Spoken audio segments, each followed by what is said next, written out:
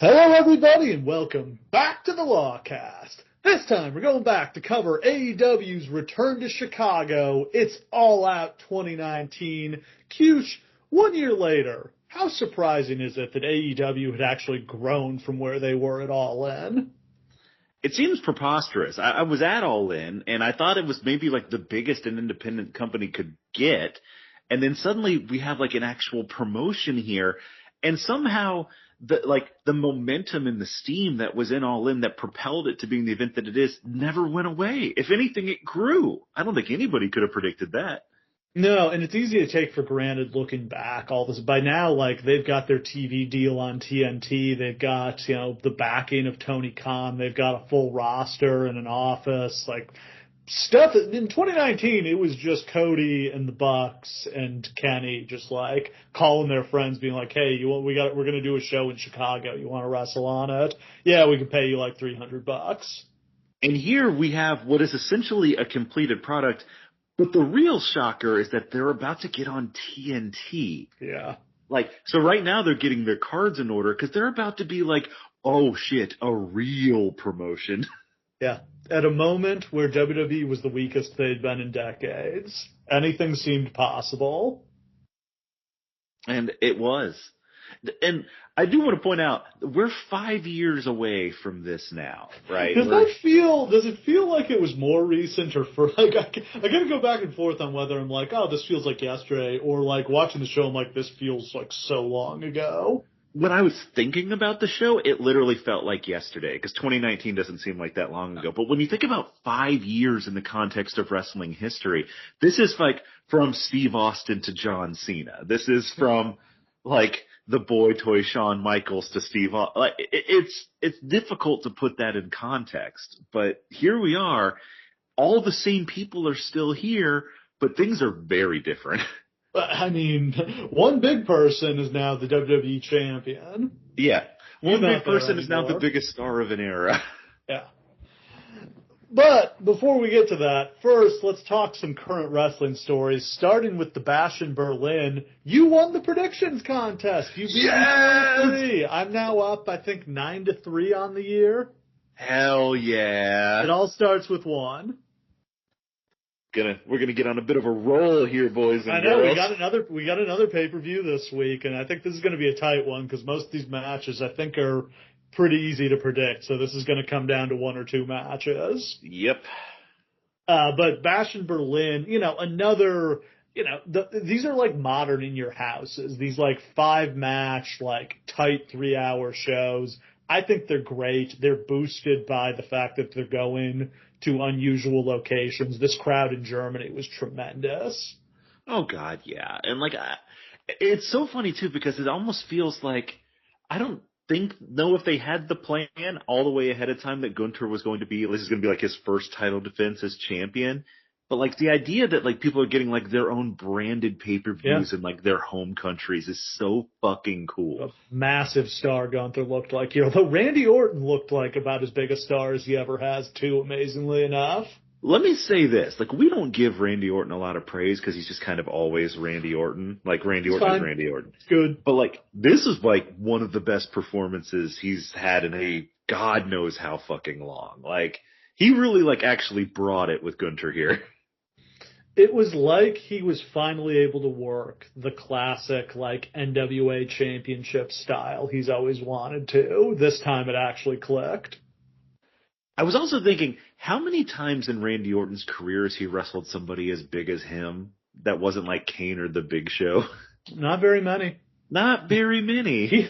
Gunther's slimmed down so much, Randy probably outweighs him now. Yeah, but it must be so much fun for him to be like, yeah we're going to beat the shit out of each other. So no surprise, Cody and Gunther both retained. Punk beat Drew in a strap match, which I thought was about as good as it could be given how limited that gimmick is. I hate the 4 corners. I hate the goofy lights. I want to see these guys beat the shit out of each other, not Punk sneaking around and touching the corner behind Drew's back. I just want to take a second. First of all, we told you exactly how this match was going to go because that's the only way one of these matches can end. Like, it's always exactly the same. Second of all, the feud coming into this has now reached, like, biblical levels of, Cringe. like, cartoony bullshit. Like, we're still feuding over the fucking bracelet. It's not about the bracelet. It's about what it represents. But they did it again. They did it again. On Raw, they did it again where Drew broke the bracelet and then CM Punk had to go on Instagram and be like, hey guys, just so you know, just in case you were worried about the fucking bracelet, it wasn't real. It's not real. Okay, I never bury people for breaking kayfabe, but it feels like CM Punk would bury people for breaking kayfabe. And like literally, has in the past. To later that night be like, nah dudes, it wasn't the real one. Why would you do that? Like, why does it fucking matter? I generally don't care about keeping kayfabe outside the show. No. It just feels like the kind of thing like old school grizzled vet Punk would complain about. But also, it reflects the idea that I think he thinks people are super wrapped up in this storyline about the bracelet. They do. Look, people react. You hear the ohs when the camera zooms in on the bracelet.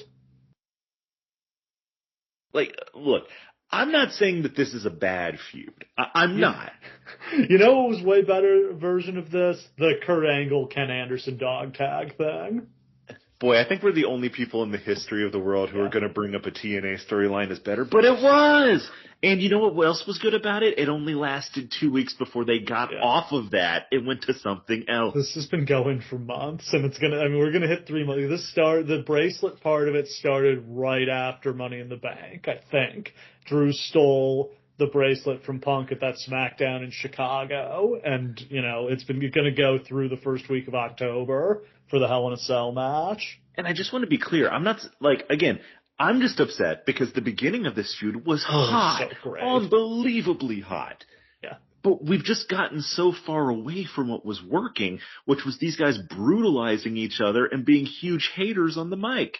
Now, everything is about how mean Drew is being to a piece of jewelry. And I know that I'm being reductive, but still. If you were gonna get it feels so there was so much focus at WrestleMania about the fact that Drew got humiliated in front of his family.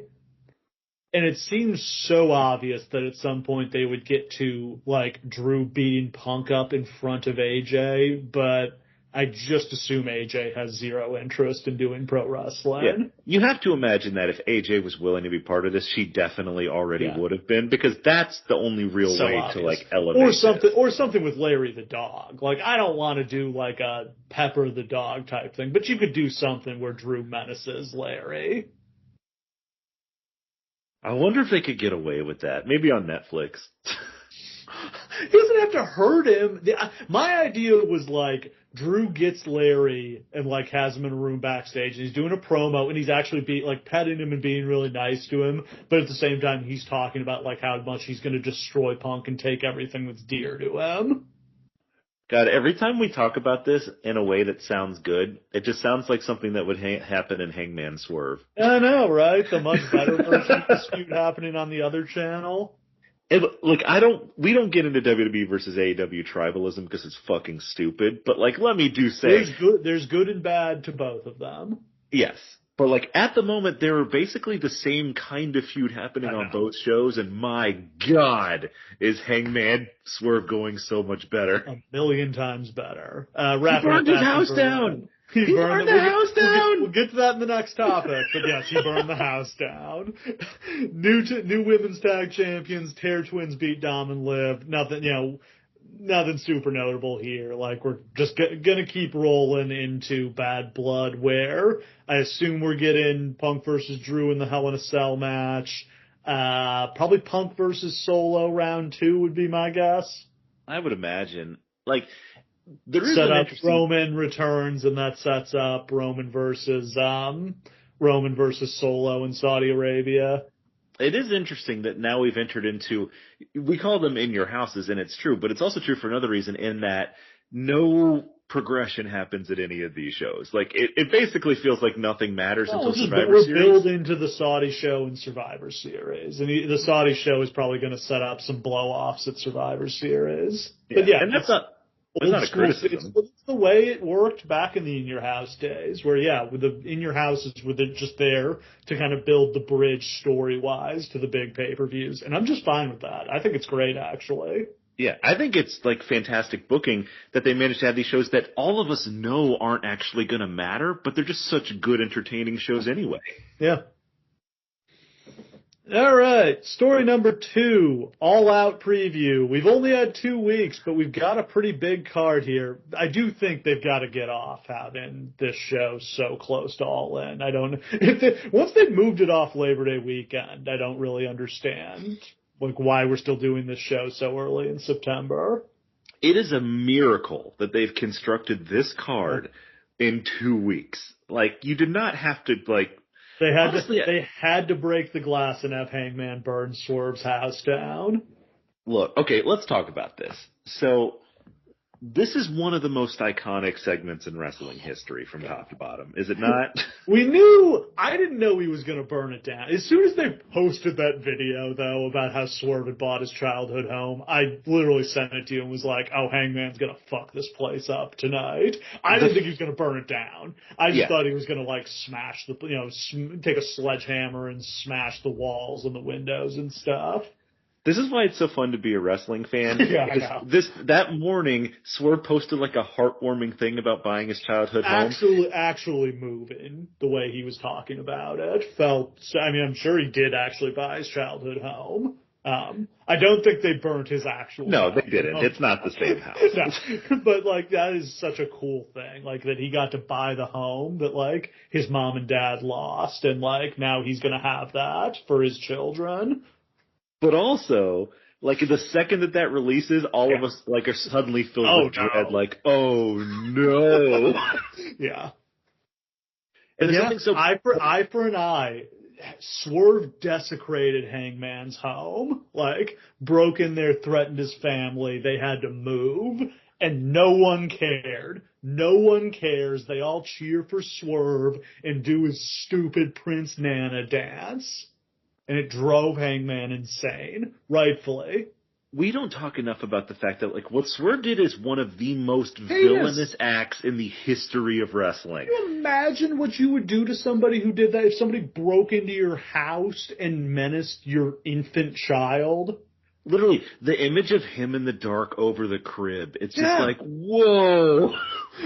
That is so far. If anything, the fact that he burned the house when nobody was in there is letting him off easy. Yeah, he could have committed many murders.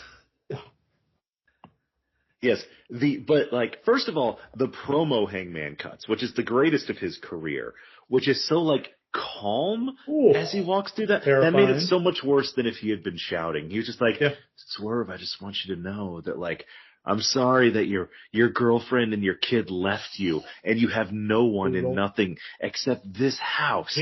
Hit him with the Matt Riddle. The promo starts with whose house and it ends with Swerve's house. It's just so good. Ice cold. And I'm still cheering for Hangman because I don't think Swerve has suffered enough yet. The acting from Swerve was unbelievable, too. That guy's got chops. I think he's going to be a movie star. It was actually, I watched it a bunch of times, and only after, the third time did I notice that Prince Nana's acting sucks. Because he's over there on the side just why would he do that? Why would he do that? So hard to take Prince Nana seriously. He probably just shouldn't come out for the match on Saturday, because having him do the dance before that match is too much. Yeah, that's going to feel bad. Yeah. I just had a realization, Steve. We were discussing before the show started, how are they going to top the match where Hangman drinks Swerve's blood and then gets hung to death? Beat up Prince Nana? They're going to bring fire, aren't they? Oh, somebody get lit on fire. Oh, God. This match is going to get out of hand. This is also one of those matches where, I'm afraid that they're going to do, that thing where this one goes, 50 fucking minutes. Oh, because, how can it not? Oh, yeah. Moxley Omega style, or Gargano Ciampa. At least this one's deserved, but yeah, like Edge maybe. versus Randy Orton. Yeah, please don't do that. Like, please keep this to like 25. This should be so brutal. Like, that's the thing. I think a truly brutal match doesn't go that long. Like, if it's truly brutal, they shouldn't be able to go 45 minutes. Yeah, the ring should be covered in blood after 16 minutes, and then we can go home. All right, you want to do the predictions? Let's do it. Let's start. We've got Okada defending the Continental title in a fatal four-way. Opponents to be determined on Collision tonight. Are you going to stick with your gimmick and go with the field? I'm going with the field. Does that give me all three? What? Does that give me all three? Like if any of the other three win? Yep. I mean, I know that he's not going to lose this belt, but fuck it, I'll stick with the gimmick. This might exist to get the belt off of him without him being pinned. I do think that he's going to be like, I would stake my reputation on Okada having the belt in the next 6 months. Like, it just makes the most sense. I could easily see him being the one who takes the belt off Danielson. Yeah. But yeah, I'll take the field. I'll pick Okada. So, I mean, it's probably going to be Orange Cassidy. Oh, God, put me on the spot now. I can't remember who's in the matches. Hang on. Yeah, I'm looking at Wikipedia. It doesn't even have it, so I don't even know. They don't have the qualifying matches on here? They don't. I know one of them's Orange Cassidy. Lance Archer versus Mark Briscoe and Takeshita versus the Beast Mortos. This being Takeshita would make a ton of sense. I mean, it kind of has to be Takeshita. I still don't really understand what the Continental title is or why it exists. Agreed. Do they have to defend it in the Continental Classic? They've never explained it. Why did this company need another mid-card belt? Like, if this is a belt that Takeshita wins and then takes to New Japan and just, like, has a run there, I'm 100% on board with that. Yeah, getting this thing out of this company would probably be a good thing. If this was the belt, like the global title in New Japan, the idea is they go all around the world with it. Wasn't this originally the Mid-Atlantic title or something? What the hell was this thing called original? Or no, I'm thinking of the international title. What was that originally called? I think it was called like the Mid-Atlantic title. Yeah, because it was supposed to be England and America and Japan. So it was like... What? The history of titles in this company is just, like, how many fucking belts has this company had? But also, like, this idea that we have to have an international title, all the belts are defended internationally. There's only 3 countries you guys go to, and that's England, Mexico, and Japan. Why are we pretending like you're going into India and defending this shit? You're not. Bucks versus Blackpool Combat Club. I'll take the Bucks to retain. Yeah, I just don't see the Combat. I mean, especially since the Combat Club already has the trios titles, I just don't see, like, why they would give them the other belts too. Like, it's not really like the Buck storyline isn't paid off, even though I'm not really clear on where it's going at this point. No clue. Maybe it's getting wrapped up. Maybe they're getting involved in the Moxley thing. I also don't understand where that's going, but that's okay. It just started. Pac versus Ospreay. Yeah, this is Ospreay. It'd be kind of weird if Pac came back and suddenly won this. That would be very strange. Should be a great match. Willow versus Chris Statlander in a Chicago street fight. Ooh. I'm glad they're finally getting to, like, a big match on pay-per-view for this, because I feel like this feud's been going on for ages, but, like, on dark matches and, like, Collision, so nobody actually sees it. I'm going to go with Stat on this one. Yeah, me too. MJF versus Daniel Garcia. I'm going to say Daniel Garcia wins this match. Spicy. I'll take MJF. I don't think they're going to beat MJF 2 pay-per-views in a row. I mean, I wouldn't be surprised if you're right. I just don't think it matters if he loses matches. He'll still keep his heat. Mercedes versus Shida. Shida's not winning this match. Danielson versus Jack Perry. It would be wild if Jack Perry won the belt with 2 weeks. The evil troll in me wants to see it because so many people are so upset that Jack Perry is getting this match. If he won this belt, it would piss everyone off. I think it would objectively be terrible for their business because I think like a chunk of the audience would stop watching. I do think down the road they could pull it off, Yeah. but not just out of nowhere like God, this. to be the guy to retire Danielson. Yeah. And then a very interesting question. Who wins Swerve versus Hangman? I don't know, man. Say Hangman, but it's total coin toss. It feels weird for Hangman to burn Swerve's house down and then beat him in the match, but I just think there's a lot of to be continued with this feud. I don't think it's ending. I also feel like Tony Khan's very much about turns when it comes to the main event, right? Like, you got your 6 months up there. Turn, right? It's Hangman's turn, yeah. Swerve's not going to go back to the belt. I think Swerve should have to go through some character. He was such an evil piece of shit that it's weird that he's a babyface now with no contrition. It's time for him to, like, take some lumps and, like, take some losses and have to discover himself and find self-actualization. Truly, he hasn't redeemed himself at all. He was an evil piece of shit against Danielson. Yeah.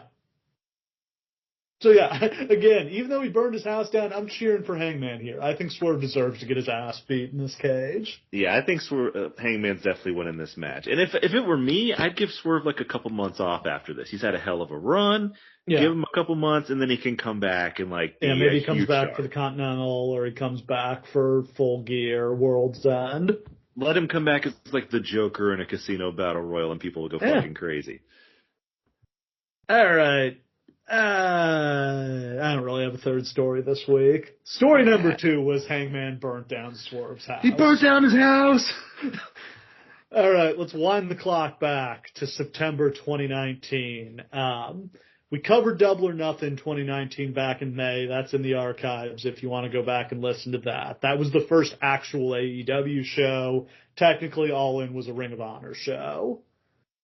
At Double or Nothing, Chris Jericho beat Kenny Omega to advance to the match here to crown the inaugural AEW champion. Hangman Page won the Casino Battle Royal on the pre-show, so it's going to be Hangman versus Jericho for the title. That doesn't seem strange now in hindsight, but I think, like, for context at the time, Hangman was really kind of nobody at this point. I had not a clue who he was before I watched Double or Nothing. Yeah, Hangman had been like the Bullet Club's young boy in Japan. He had a pretty noteworthy match against Minoru Suzuki that got a lot of buzz, and I think he had been like 6-man champions with like a weird collection of Bullet Club dudes. But like really, there's like not much that he had ever really done. But it's only weird if you don't know that like literally like one of their entire reasons for launching this company is to give Hangman somewhere to go that isn't WWE. And I think that they all decided we've all got to take losses so it doesn't seem like it's all about us. So we got to push Hangman so it looks like we're not just being selfish dickheads. Yeah, so I think that's kind of your explanation for why this isn't Jericho versus Kenny or Jericho versus Cody to crown the initial champion. I do think that Kenny should have been the initial champion. Like, Jericho's fine, but I just think that it would have helped his mystique and, like, his character get off the ground a lot better. But also, we kind of wasted a couple of years of one of the greatest wrestlers of all time's prime by not letting him be the champion here. But, I mean, we wasted Cody Rhodes, too, by not letting him be champion. This is the only time in wrestling history the top stars were too unselfish. But on the other hand, we can say wasted. I think that Jericho's run as champion here, awesome. Like again, so much of this is going to be we're exactly 5 years on from this, and looking back, we're all so fucking sick of Chris Jericho. We wish he would go away so bad. He sucks today. He was awesome back then. Yeah, like his jumping to New Japan and feuding with Kenny and Naito is one of the reasons why this promotion is so hot. So putting him as the top star, and he has an inspired heel run as Le Champion. Like, nobody knew he had that in him. So they couldn't use the All In name because that was owned by Ring of Honor, so they came up with All Out instead. Tony Khan had to buy Ring of Honor to get All In back. This is so fucking great. Ostensibly, that's the only good thing he got out of buying Ring of Honor. That tape library seems like it could have some value, but they haven't really, I mean... that tape library would have value to sell to WWE because a bunch of WWE big stars had a lot of big matches in Ring of Honor that they'd probably like to have. Yeah, that's the thing. It's Although going to be great. DVDs, it's hard to monetize this stuff anymore. I mean, if they ever had like a AEW network, which they kicked around. The thing is, the archives don't draw on streaming services. It's something we've established. Like, it's only the new content that matters. That's a good point. Like, really, this is just for, like, down the road when they do, like, Hall of Fame inductions and stuff like that. Like, at least they'll have some tape on Danielson. They don't have shit on him for WWE, obviously. No, that's okay. You know what? I'm going to go out here and say this. Triple H and Tony Khan, the greatest thing you could do, like, literally for the people, is just share your fucking tape libraries with each other. Why does it matter? You're not monetizing that. It's so silly and territorial that it's fine if guys go to the other company's Hall of Fame inductions to be there for their friends. Like, we should get, this stuff's childish. Let's get over that kind of stuff. And as much as they are still, like, fighting each other by, like, really. I'm going to book a house show in your town during your pay-per-view and, like, whatever. I do think that they are working together more than they were before, or at least seem more open to it. Like, the not changing people's names and letting them keep their music, that's new. Yeah, it's a start. I mean, it feels like it's gone. Hasn't it gone one way, though? Has WWE done anything? No. I'm trying to think of anything gracious WWE has done for AEW so far. Is anything jumping out at you? Nothing? Yeah. No, not only that, they're trying to build TNA up to compete with AEW. Yeah. So between Double or Nothing and this, they did 2 shows that summer that were free to stream on Bleacher Report Live. First, they did Fyter Fest on June 29th at the Ocean Center in Daytona Beach, Florida. Yes, that's the building where Hulk Hogan turned heel and joined the NWO.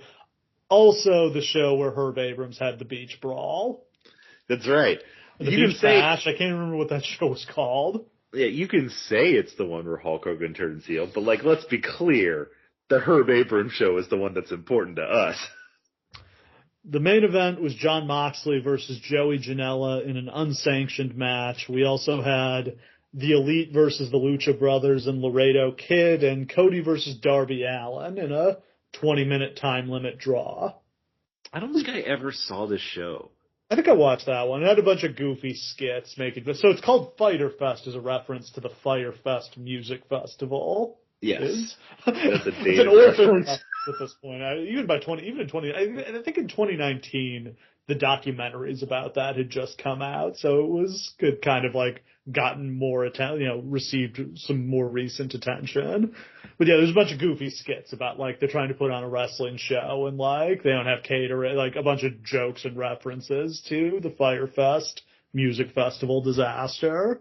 The fact, okay, so AEW has 3 shows that are based on extremely dated references now. So they have this one, they have Winter is Coming, which is only going to get more dated as time goes on. And then they have Full Gear, which is literally just a reference to a YouTube video they made where Hangman talks about how when he's really serious, he puts on all of his gear. He goes full gear. Yeah. I've never liked the Full Gear name. We can change those. We don't have to hold on like Full Gear is like a great thing that's legendary and we have to have it. Then we had Fight for the Fallen at Daly's Place in Jacksonville on July 13th. Main event there was the Young Bucks beating Cody and Dustin Rhodes. Kenny beat SEMA and the Lucha Brothers beat SoCal Uncensored. I may not have seen this one, actually. I feel like I missed that one. For some reason, I don't feel like I saw I could not have been more hot about this promotion. Yeah. I don't think I saw either of these shows. These are both free. Yeah. I don't think I had Bleacher Report at the time, though. I didn't have, like, a Roku TV, so I didn't have really any way to watch it. Yeah. They didn't have any TV. So these 2 shows and basically like being YouTube. The Elite, the YouTube series is all you have in order to build to this pay-per-view. This show was an instant sellout. The cheapest tickets on the secondary market were $145, which was one of the most expensive, like, get-in prices Dave Meltzer said he had ever seen. Yeah, they ran the Sears Center again for this. Yeah. They could have run a bigger venue. Yeah, this would have been cool to do the United Center. The other thing is, like, I think it was like literally the day before this that the tickets for the first Dynamite went on sale. Oh, yeah, those flew out the door. I got one, 3 rows from the ramp, and I was actually there for the first Dynamite. It cost me $350. Yes. Wild. And, they sold out 1 minute after I got it. An instant sellout at the Capitol Center in Washington, D.C. I mean, like, I don't know if it was a true blue sellout, because, like, I think a true sellout in that building would be, like, 15K, but if I remember right, they had, like, 12,000 or something. Yeah, there were some tarped off, but it was, like, one of the fullest arenas I've ever been in. And, yeah, I literally had to take a train all the way to D.C. to go to that show.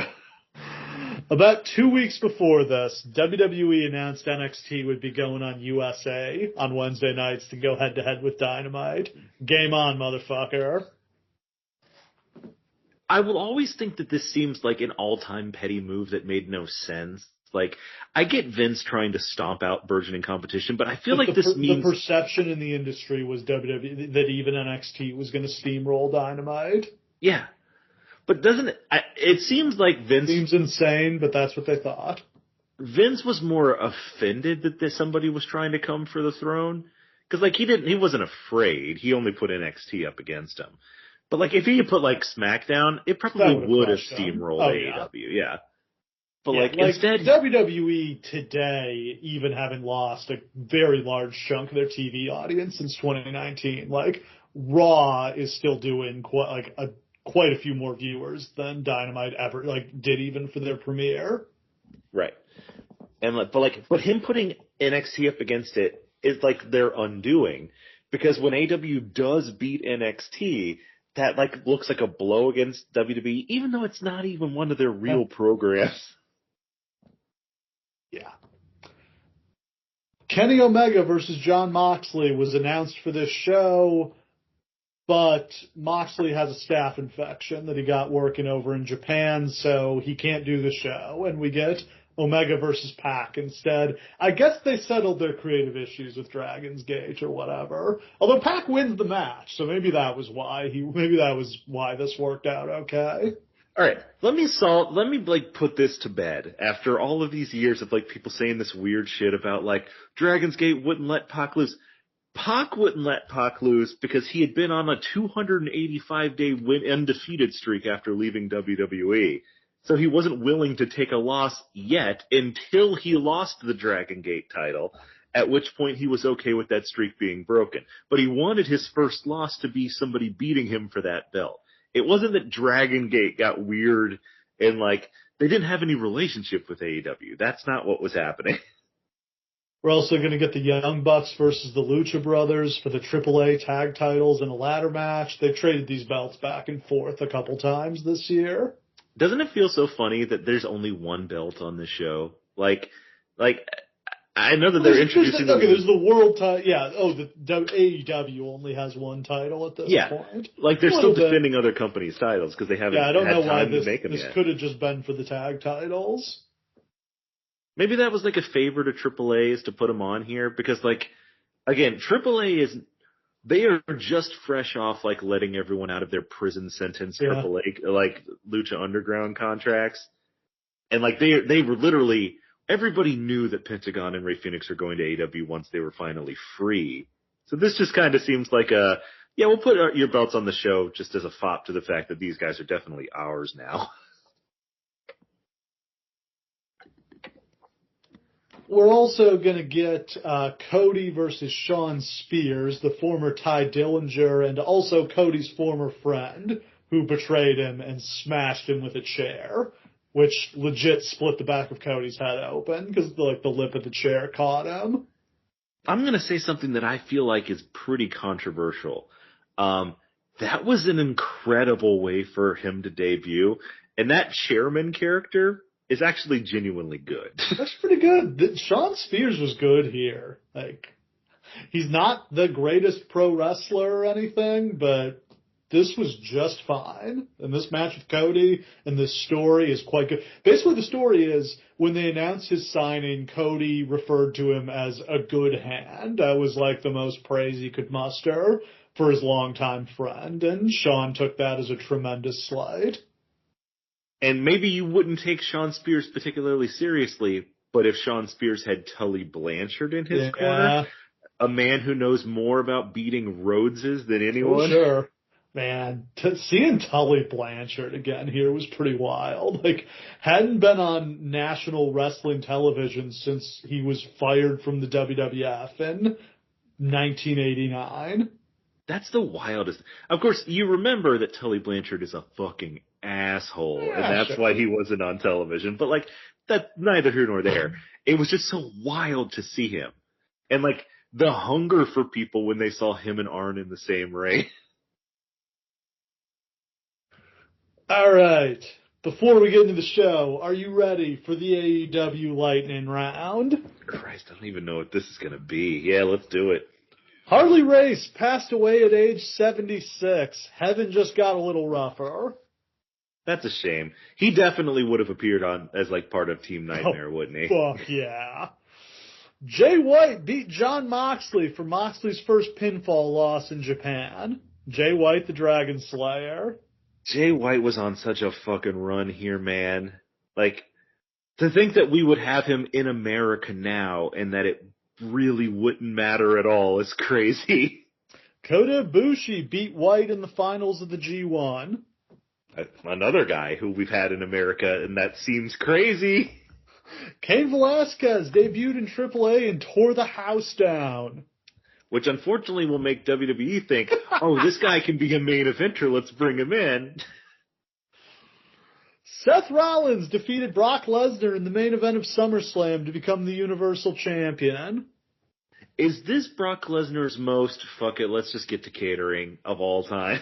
I did love the Brock party where he would come out with the Money in the Bank briefcase as a boombox. And he would just be dancing. Yeah. Like, Brock, is Brock not giving a shit because they have no one on his level for him to fight? Is Brock in, like, the Okada level of, like, if he was just a normal guy, he would totally be a comedy dude, but he has to be Brock. Funny guy, but yeah, that's such a waste of him. Like, there's a Santino Marella inside of Brock Lesnar.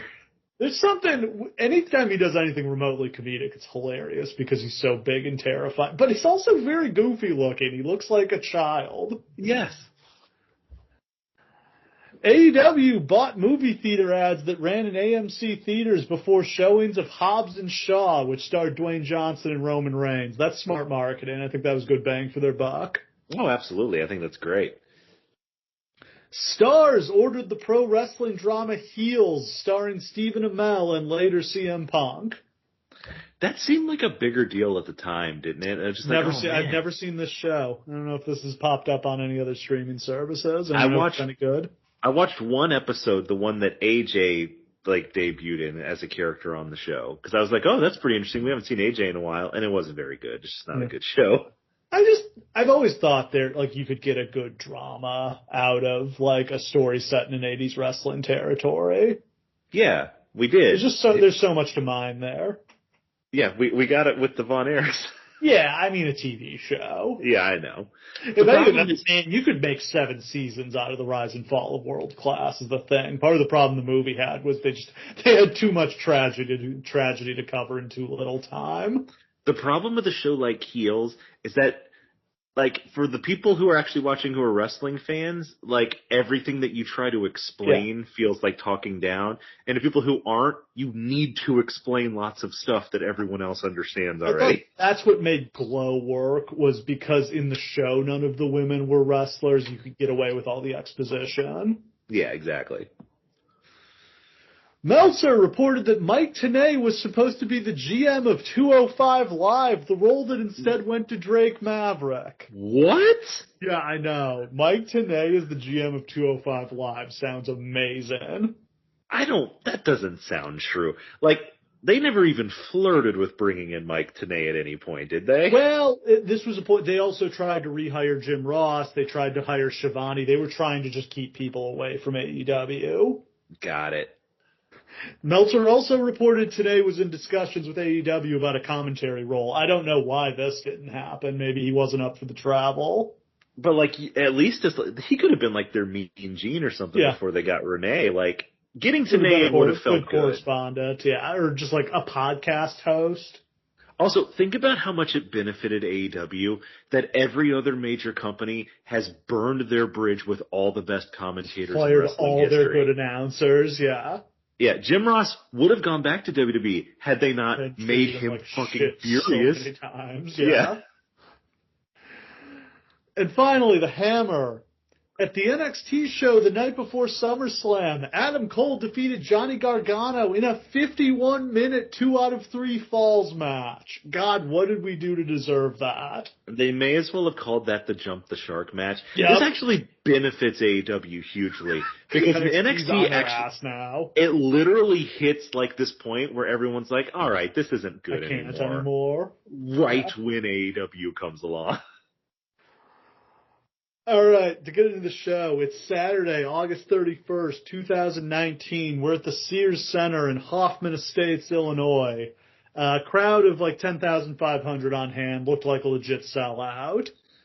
This is a huge crowd, man. Yeah. Again, they could have run a bigger building. Like WWE probably had some exclusivity with the whatever the Rosemont Horizon's called now, and they were probably the United Center probably felt a little too big and too expensive, but they would have sold a lot more tickets than this if they were in a bigger building. Well, here's the thing that we've learned in AEW history is that like as many people as you think might come to a show, more are going to come. Unless it's a Collision. Not if it's Collision. Yeah. Nobody wants to go to Dynamite or Collision. Nobody. But the big shows people will show up to. It is funny to have a company where like, only like 1,000 people show up to your TV, but 80,000 will show up to your pay-per-views.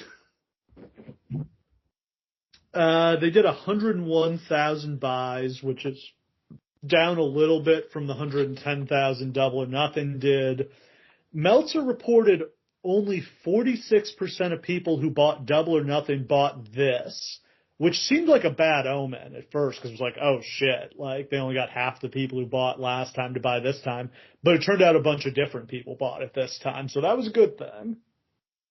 Also interesting to note, like... There's much more churn than people would think with these AEW pay-per-views. Everybody thinks it's the same, like 100,000 people buying every time. There's actually a bunch of people who come in and out. Yeah, it's more like 300,000 people who pick and choose. Like, it's the whole television audience. Like, you have access to that many people, right? Probably 50,000 people. Even the TV audience is more different people each week. Like, not everybody watches the wrestling show I just, like, have to break this to people. Some people work at night. Some people have lives. Like, not everybody, wrestling is not appointment viewing for everybody who watches every week.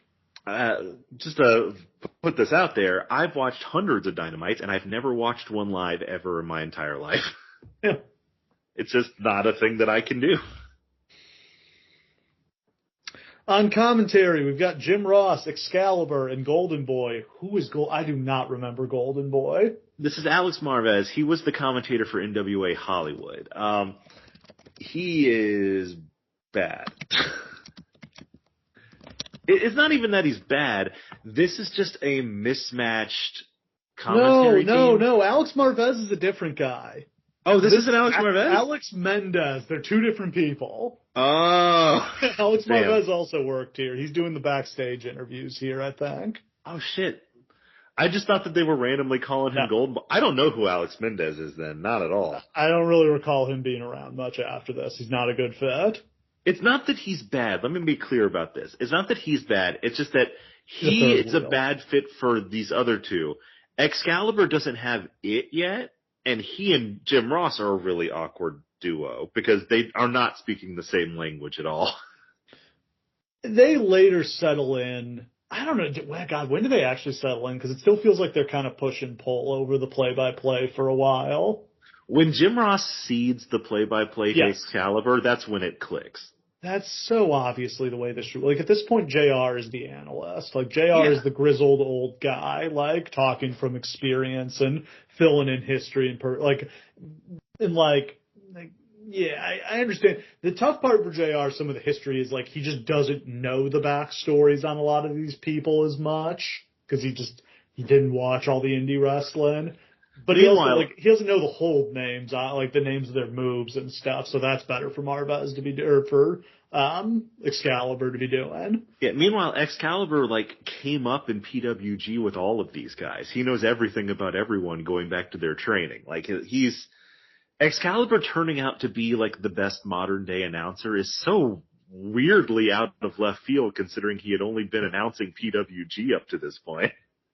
It's still so goofy that he wears the luchador mask, but I kind of love it. I kind of love it too. I don't think that term, one, they rarely show the announce desk anyway, but two, I don't know, if you're somebody who's living channels and see you doing a luchador mask, are you going to be like, oh, this is stupid fake shit? Or are you going to be like, oh, wrestling, that's fun? Yeah, I think that's exactly what you would be. I will also say this. Jim Ross still has his fastball on this show. He's much better. He's declined a lot from here. I mean, I feel bad now because he's really struggling with health issues now. Yeah, that's really what it is. He's well prepared, he knows what's up, he's really working hard to put these people over. On the pre-show, Nyla Rose won the 21-woman Casino Battle Royal to earn a shot or advance to a match on the first episode of Dynamite for the women's title. Some other people who are in this, current WWE people like Priscilla Kelly and Bea Priestley. Awesome Kong was in this. Jazz. Brandy Rhodes, Chaz, that's ODB. Hell yeah. And then, of course, it was won by Nyla Rose, which was a great first choice because it's going to lead to a really tremendously... Her against Riho is a perfect matchup. Literally, you can't ask for more from a Joshi style. I would have loved to see Prime Awesome Kong versus Riho. Yo. That would have been insane. The shame here is that they have Kong, but she's not Kong anymore. She doesn't last very long.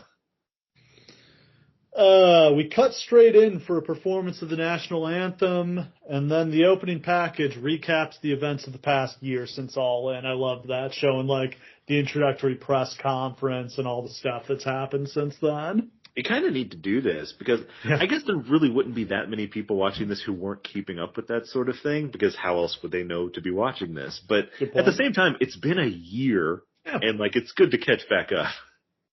Opening match, we've got SCU versus Jurassic Express. SCU kind of does their usual stick.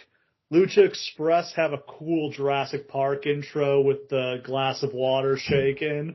Man, Jurassic Express is one of those acts that people aren't going to remember helped build this company. Man, but these guys are so over. Especially once they got the Tarzan music. Yeah, this is one of the most obvious, great acts in wrestling history. Anyone from any walk of life would see this and be like, that's pretty cool. The aneurysm that Marco Stunt caused Jim Cornette to have. Why? He just didn't like that he was so small? Because he's so little. Outlaw Mud Show. Made Jack Perry look big by comparison. Maybe that was actually the point. And this made Luchasaurus look huge, even though he's, shorter than Christian. That is kind of funny. Yeah. Also, SCU, the heels here, even though they cut a babyface promo at the beginning, having SCU be the ones to cut the "We're AEW and we're awesome" promo is very strange, isn't it? I mean, I guess they're nominally heels, but everybody cheers them. Yeah, that's a fair point. Also, putting things back into the 2019 perspective, SCU had been an enormous act on the independent scene and in Ring of Honor before this. They wind up going absolutely nowhere in AEW, but it's important to note where everybody was. For each match, we'll kind of go through, what the context was for all of these acts. No one had ever heard of Jurassic Express before they walked into AEW. They were nobodies. I enjoyed Jim Ross as the audience surrogate who's just who the fuck are all these people? My favorite thing on these shows is he'll be like, I don't know who the fuck that is. I don't know who the fuck that is. And then somebody who was on Wrestle Kingdom will show up, like Kenny Omega, and he'll be like, oh, fuck yeah, I love that guy. Yeah. Every member of Jurassic Express does a dive to the floor, ending with Luchasaurus doing a flip, which is a big, big move for a guy his size. He misses hitting his head on the apron by 3 inches. Stunt then does a cross body off Luchasaurus' shoulders, which are quite a bit higher than the top rope. I think that Marco Stunt is actually a ton of fun. I was kind of bummed when they lost him. Like, I just think he's got so much energy. Underdog babyface. Like, he'd be perfect to be like the kind of little brother for a top babyface who gets his ass kicked by the heels to get heat. Absolutely. So like one of the little Runt Von Erich brothers. Getting rid of him right when they were gonna push Jungle Boy as a top babyface was a weird choice. SCU cut Jungle Boy off and they work him over. He eventually makes the hot tag to Luchasaurus.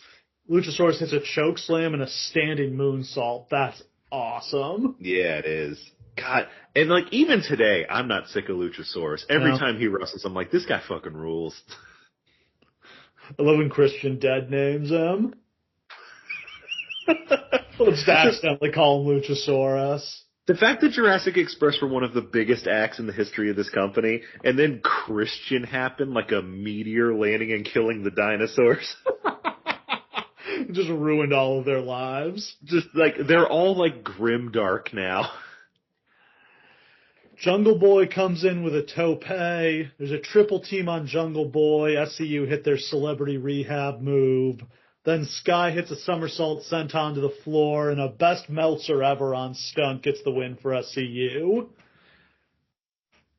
In hindsight, it feels like Jungle Express should win here, but SCU are going to be the first tag team champions. They were really committed to pushing them at this point. Yeah, and again, let's be clear, like, in 2019 terms, SCU is a huge act and Jungle Express are nobodies. Second match, we're getting hot. Pac versus Kenny Omega. Storyline here is that Kenny's in a funk. He lost the IWGP title to Tanahashi at Wrestle Kingdom. Then he lost to Jericho at Double or Nothing. So he's just not quite on his game. Although what's funny is that, like, all of the mistakes he makes here that they point out are just things that American professional wrestlers do all the time. Hit a big move and pose for the crowd. Don't follow up. Turn your back to your opponent. Go to the top rope unnecessarily. Like, it's all like, none of it stands out as like, oh, that's stupid. It's just stuff guys do all the time. Like, a really good part about this is that, like, he's clearly prepared for Jon Moxley, who he was supposed to be here, and he's clearly thinking about Moxley. He's not thinking about Pac. But, like, I do love the idea that Jim Ross is like, where's the Kenny Omega from Wrestle Kingdom who was like, didn't do any of this dumb shit? Omega sets up for the Terminator dive early, but Pac slides into the ring and cuts him off with a Hurricane Rana. JR points out that was a rookie mistake by Omega, that he took that long to set that up. Although the Terminator dive is always like that, because he has to let the crowd, do the thing on the guardrails. Yeah, but he never usually does it like 1 minute into the match when the other guy is clearly not dazed at all. And Omega tries a planche to the floor, and Pac kicks him in the shoulder on the way down. That was awesome. Yeah. Back in the ring, Pac hits a huge drop kick from the top rope that, like, folds Kenny up. Great sell. Omega indignity of Jim Ross for him being like, that's the greatest drop kick I've ever seen. Yeah. Why isn't he pinning him? What a fucking asshole. Omega makes a comeback. He hits the Terminator dive, but he smashes his ankle on the guardrail in the process. That's not good. And it happens again to Pac later. Every time Kenny Omega does anything that even slightly hurts him, I'm like, no, the future. Yeah. Back in the ring, Kenny misses a moonsault. JR says he hesitated. Pac tries a moonsault. Kenny catches him, but Pac turns it into a swinging DDT. Pac is just a step ahead of Kenny here. Kenny doesn't have the killer instinct tonight. I really like them pointing out that, like, Pac is capable of doing everything that Kenny Omega can do. So, and like, while we stronger. While we don't think about them in the same terms, like, Kenny's got to fight a shadow version of himself here, and he's thinking about, like, a brawler. Like, and, like, that's in his head. So he's not prepared for this. Pac's got a nasty streak that nice guy Kenny just can't quite match here. That's right. Pac goes to the top. Kenny rolls to the floor. Pac hits him with a moonsault and hits his leg on the railing in the process. Amazing neither of these guys broke their ankle doing that.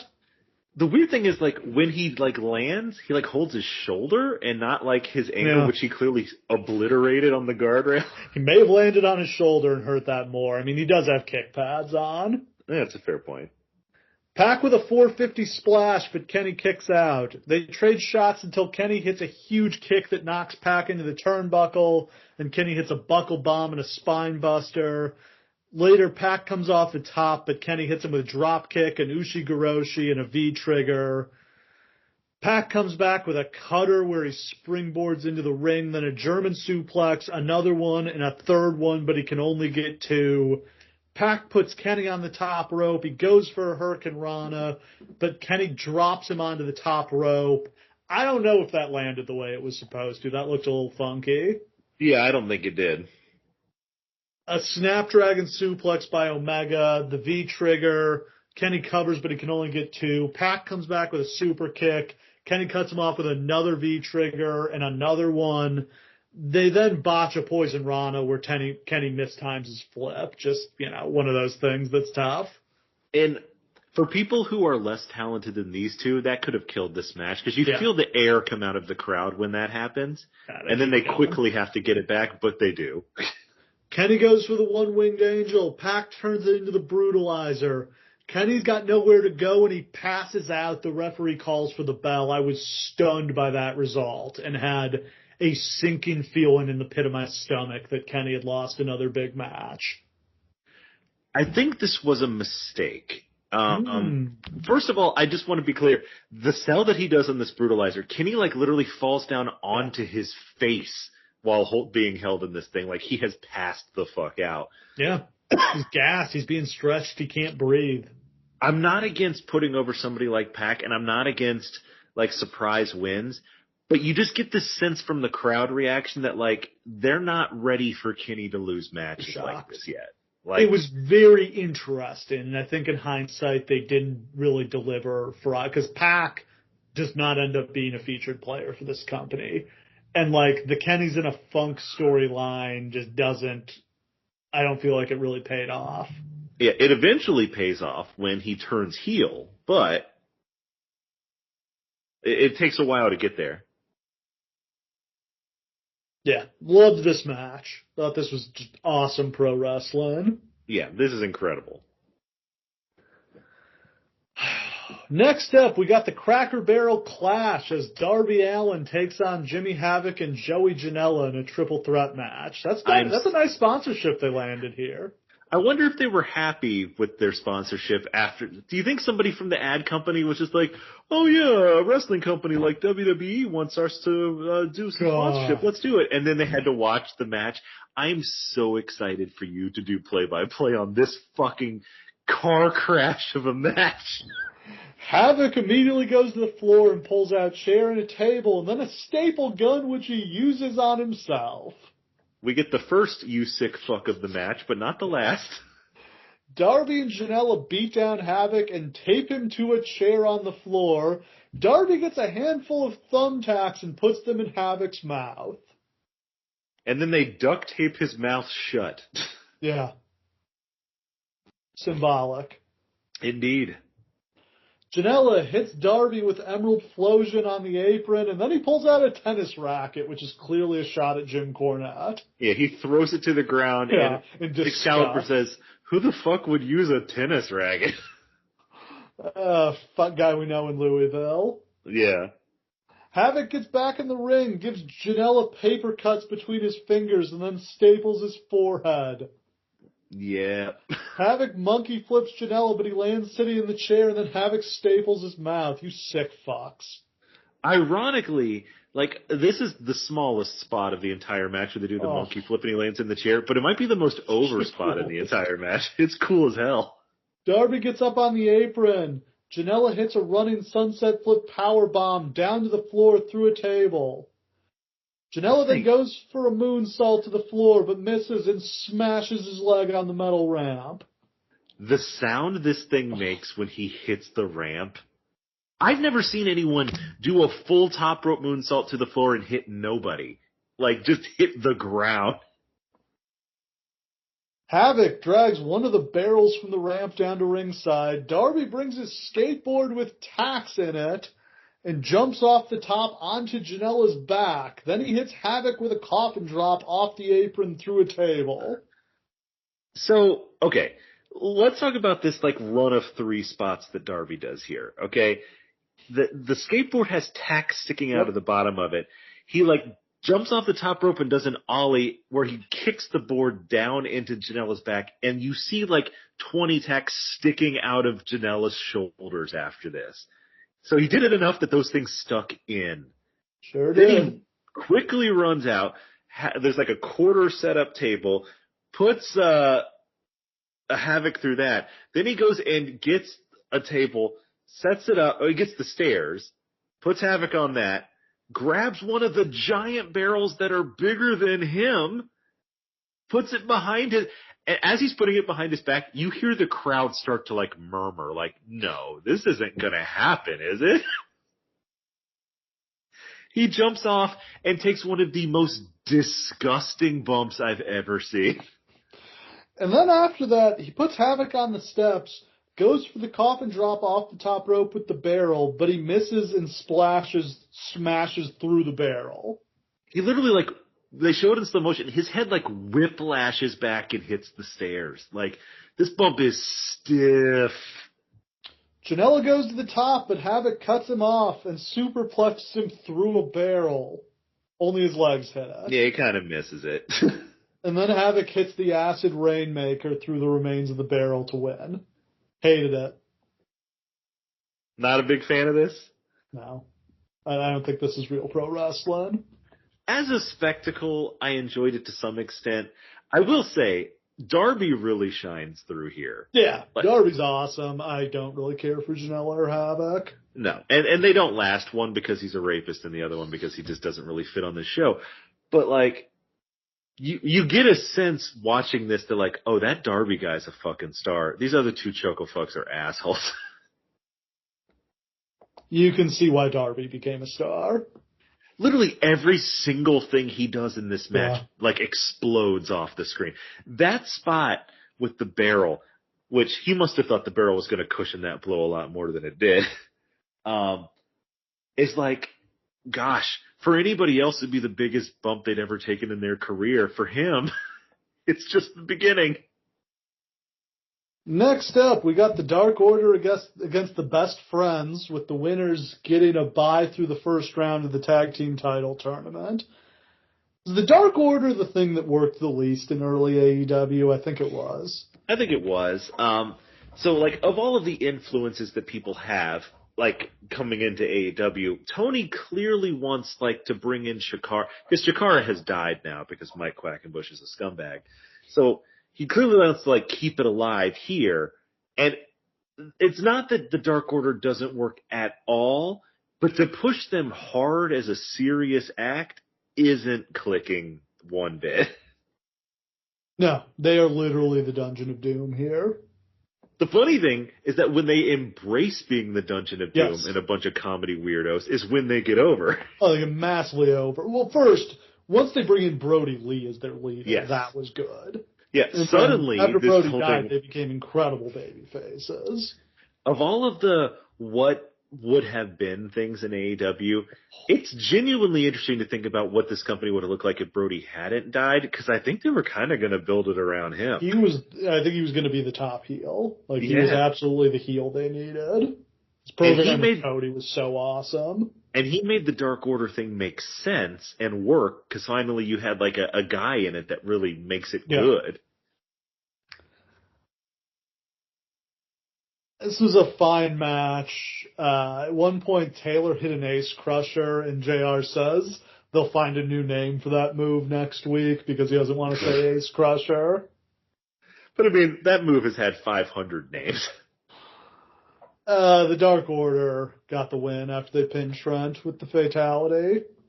Yeah, Fatality is a fantastic move. And then the lights go out, and when they come back in, Orange Cassidy is in the ring, and he does the dive with the hands in the pockets out onto the Dark Order. And JR is like, who the fuck is this jabroni? It's so funny because they give this gigantic, like, the match ends, the lights go out, and everyone's like, this could literally be anyone in the entire wrestling world. Could be like CM Punk, who knows? Yeah. And when the lights come up, I also had no idea who Orange Cassidy was, and I think everyone in the world was like, who the fuck is this guy? I was like, why is there a dude dressed as Ryan Gosling in Drive in the ring? And JR I don't think he even meant to say it, but it just comes out like, who is that? To this day, I don't really grasp the Orange Cassidy character beyond he's like Ryan Gosling in Drive. That's basically all it is. That's what he's going for. He's a Drive guy. Well, no, he's just making fun of like the guys who are like that and super that's stoic. Cool. Like that's a thing. It turns out there's Drive guys out there. Oh yeah, like the movie Drive, which most of you out there probably barely remember, if anything. Love that movie. It's a great movie with an unbelievable soundtrack, but it's not like Nothing it had a gets me more than like a modern noir. Yeah. But like it didn't have a gigantic cultural impact, except for a certain kind of guy who's like, made that his personality. I'm gonna wear cool jackets and never emote, and that's my thing. But like the way that he's managed to transform this into a workable gimmick and not a thing that should have been laughed off immediately is crazy. But this, along with Jurassic Express, he's such a good wrestler, and like, I understand how his haters like can't see it because the gimmick is so weird, but he does like Bret Hart level storytelling in the ring. Yeah, he might be one of the best sellers of this era, and like I get it, but he's unbelievable. Yeah, I don't know. It's hard to say the gimmick held him back because it like, I don't even know what he looks like if he does. Like without this gimmick, he might have been too small and too bland. Well, the funny thing is, I know him as, like, Green Ant from Chikara under a mask. That's why I didn't even know who the fuck he was. Like, I've never seen him outside his, but also, let's be clear about this. Orange Cassidy, along with, like, to a lesser extent Jurassic Express, is one of the things that helped AEW the most in its early days, because clips of him go viral constantly. Every clip you ever saw on Facebook of AEW, it's always Orange Cassidy. Remember the time there was a fight backstage and they spilled into the bathroom and he was just standing in there? That was the first collision, the stadium one. Like, literally, they like fight into the bathroom. Just in there cruising. And then, like, I forget who it was. I think it was like Ortiz, and he just like slowly closes the door. Yeah. That was good comedy. Next up, we've got Shida versus Riho. The winner's going to face Nyla on the first episode of Dynamite for the women's title. So I guess these are the top two women. Let me be very clear about this. When they made the decision to put Joshi on for 15 straight minutes in front of this crowd, A, I was excited because I'm a definite pervert for that shit. But B, I thought this was going to go over like a fart in church, man. Joshi always get over. They're so good. And the same thing with those WCW shows. They put the fucking jumping bomb angels in the WWF in the 80s. They'd put them out there and it'd be like, oh, this is going to die. And then they'd be so good the crowd would be popping. Riho, who is literally a 90-pound woman. 98 pounds, according to JR. And like literally like if Marco Stunt isn't the thing that makes Jim Cornette the most furious, literally he has gone on racist, misogynistic tangents about Riho. Like, it is probably the one truly disgusting opinion that Jim Cornette has is whenever she gets brought up. Tears the fucking house down so hard that she's getting chants from this crowd that just learned her name. Oh yeah. Like, you know, I'm sure I had seen Double or Nothing, and I think she was on that show, but I don't even think I remembered her. But, like, she won me back over here. Agreed. Shida breaks out the Bruno Sammartino elevated backbreaker. Yeah, she does. Riho comes back with a double stomp from the top rope while Shida's on the apron. Shida suplexes her. Riho drops out of a suplex, rolls Shida up. Shida kicks out, deadlifts Riho, puts her on the apron, and superplexes her, superplexes her from the apron in over the top row. Does the Castagnoli spot. Riho with a drop kick, double knees that nearly get the pin. She hits knees to the back of the head. Shida comes back with a huge backbreaker. but then Rio gets Shida with a spinning crucifix to get the pin. Awesome. This pin, where she does the spinning crucifix, grabs her arm and spins at her, which nobody who weighs any more than this could ever do, is like one of the coolest roll-ups I've ever seen in my entire life.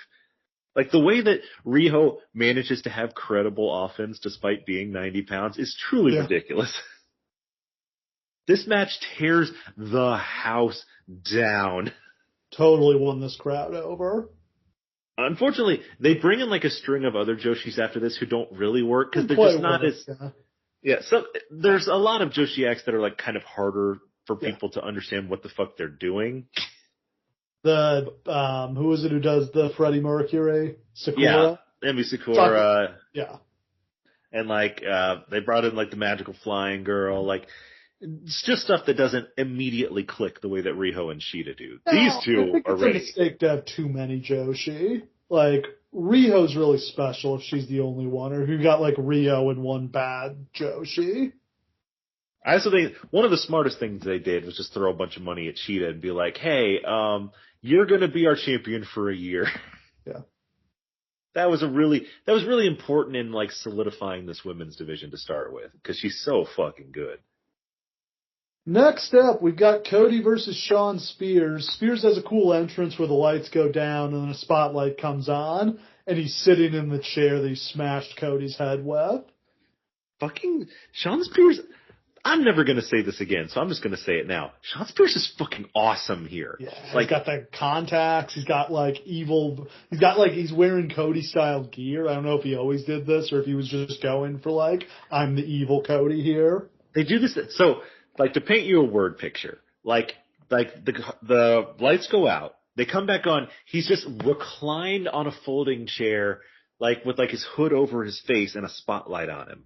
And then he gets up, picks up the chair and walks down, but his hood is fully covering. And then Tully comes down, takes his hood off, and he has these clear white contacts in, and he looks incredible. He's like a shape, fucking monster. Yeah. This is Ty Dillinger for WWE. Maybe we should make clear. Perfect 10. Perfect 10. Yeah. Yeah, let's go back to 2019 times. He was the perfect 10 and had just been released a couple months before this.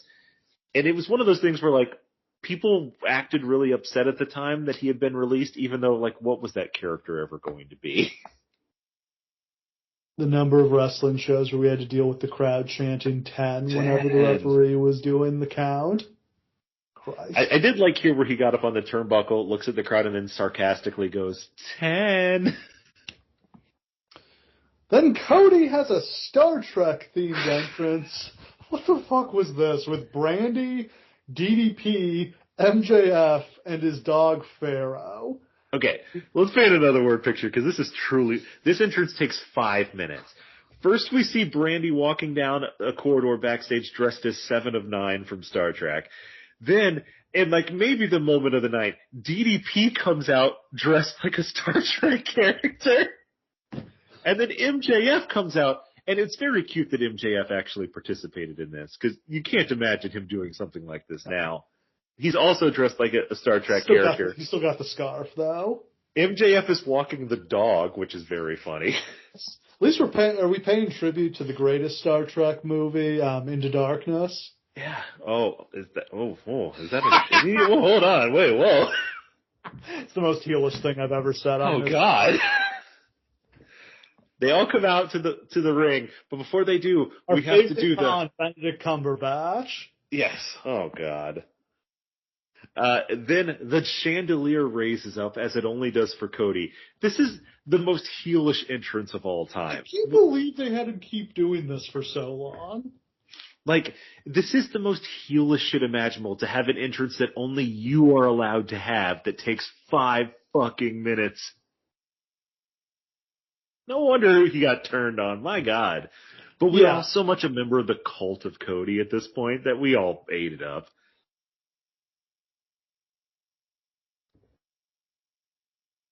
Weird that he didn't have the, like, there's more than one family in wrestling. Did he have? Is that only in WWE that he had that? No, he had that. I thought he had that like from the beginning, but did it not happen here? No, it didn't happen. It went. He had the intro. It was like oh,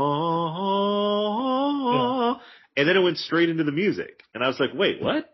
Well, okay. Here's the thing. This entrance is clipped because they traumatized Pharaoh here.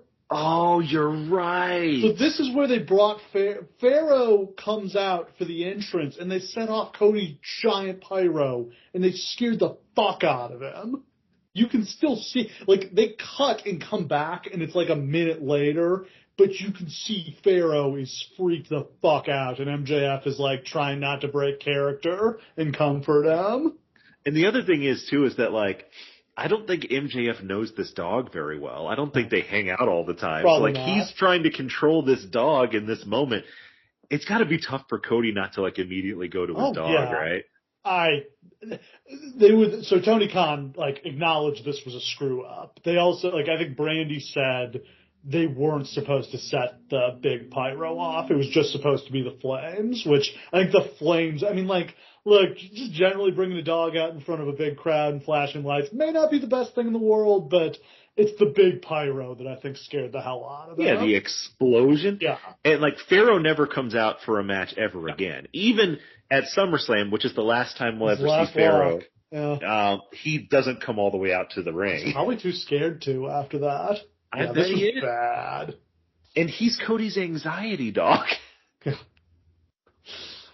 Ooh. Okay, so what they had said was under AEW rules, basically Cody rules, because they never acknowledged this for anyone else, you're only allowed to have one person in your corner. So Cody has to choose. Everyone was thinking it was going to be Arn Anderson because of the Tully Blanchard thing, and Arn had just been released by WWE. But it's MJF, Cody's best friend in the world. Not his brother, who's just entirely absent from this for some reason. Not his brother, not his wife, not DDP, his mentor, but MJF. Scumbag MJF. Which we have to do because it's important that they, again, we don't have TV to establish these relationships, but they need MJF to be a big deal soon. So they're really pushing the shit out of this right now. He's become Cody's protege here. He did do an interview where he literally said, like, MJF is the future of this business, and that's how this all gets started. He was right. He was right. Cody and Spears fight before the bell. They brawl into the crowd. They go back in the ring. The match officially starts, and they go right back to the floor where Cody hits a power slam. MJF, like, inadvertently distracts the referee, and Spears hits Cody with a low blow. Then Cody comes back with a super Frankensteiner, which he is not athletic enough to be doing. Give Cody this. Yikes. Not being athletic enough to do something has never stopped him from Sure trying. hasn't. They go to the floor, and Spears runs Cody into the ring post. JR says the 6th match of Cody's career was teaming with Spears. That's wild. That's a good poll. JR went on Cage Match. Actually, Cody probably went on Cage Match and told JR that. The JR might just have known, because that's when he was, like, kind of overseeing OVW, so, I mean... On the floor, Spears spits water in Cody's face. Back in the ring, Cody hits the gold dust uppercut, but he misses a charge into the corner and hits the post with his shoulder. Spears then DDTs Cody on the apron. Spears gets Cody's weight belt and spits on it, then whips Cody. That causes Cody to fire up and make a comeback. He hits the Cody cutter, puts on the figure 4, but Spears turns it over. The announcer calls 10 minutes gone, 10 minutes left. Cody just barely beats the count back into the ring, and he hits the crossroads, but Tully distracts the ref. Then MJF jumps on the apron to complain as Tully tapes up his fists. They both jump in the ring and square off. MJF throws his scarf in Tully's face. Yeah, go ahead, beat the old man up. He deserves it. This got a huge pop, and it's so funny because, like, MJF isn't, like, super established yet, but, like, he's so perfect at moments like this where he just goes completely over the top with his mannerisms. Do you remember on one of the early Dynamites when they broke into Jericho's skybox and MJF gave Cody his, I don't remember if it was MJF who wrapped his fist with the scarf or if he just gave it to Cody to punch through the glass, but that was a great moment. But that's the most self-sacrificing thing he's ever done in his life. Yeah, those beautiful $10,000 scarves. And of course, it was just, a prelude to the betrayal. Tully gets a cheap shot on MJF as Arn Anderson comes down the ramp, and he proceeds to hit a straight out of 1985 spine buster on Spears. Just gets him up all the way and rotates him. Like, Arn is an old man. He looks like an old man. He's not in good shape or anything. But the moment Shawn Spears comes at him, he just becomes 1987 Arn Anderson. Is this even, I don't know, I still think the Undertaker one's more impressive, even though Arn is a lot younger, because Undertaker's so big. And he gets the full rotation on Taker. Like, he gets the whole thing. Arn leaves. Tully is in shock and follows Arn to the back to try to figure out what the hell he just did. Cody then gets the chair. He throws it to Spears, hits a disaster kick in the crossroads for a pin. Very good match. This is it's interesting when we watch this, how much it feels like all the top stars are booking their own stuff. And I just feel like we see Cody's a level above everybody else as far as his storytelling. Cause he works with the weakest opponent, but gets as far as wins above replacement or whatever here, this is the best match on the show. This is much better than it has any right to be. It's also the only match on the show that has a real story attached to it. But that's all stuff that Cody did himself in interviews that he booked himself, in videos that he made himself. Cody is constructing a Codyverse. And later on that's going to become a bad word because it describes a thing that no longer fits in AEW once they figure out how to do storytelling themselves and they don't need the Codyverse anymore. But in the beginning, the only stories were being told by Cody because he understands what he's going for so strongly that he's so easily able to communicate it. And I think Cody's the best booker this company had. I think you're completely right. I know they screwed up the Agogo thing, but man, he was on fire for so long here. The other reason that the Agogo thing stands out so much as a Stark thing is because Cody had every single time delivered a banger. Yeah. Even though you would come and be like, Shawn Spears, what the fuck? Nick Aldis, why are we watching Wardlow? Who even is that? MJF, every single time. 50-year-old Dustin, he was throwing Jericho. Justin Verlander heat in his prime here for a while. This is some Anderson Silva shit where he does so much that he just gets so cocky. He tries to get a guy over who no one could get over. Oh man. Next up, something completely different, a AAA tag ladder match for the tag titles.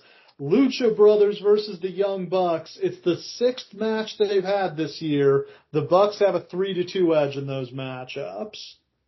Okay. So last one was an emotionally satisfying storyline. Are you ready for some shit to happen?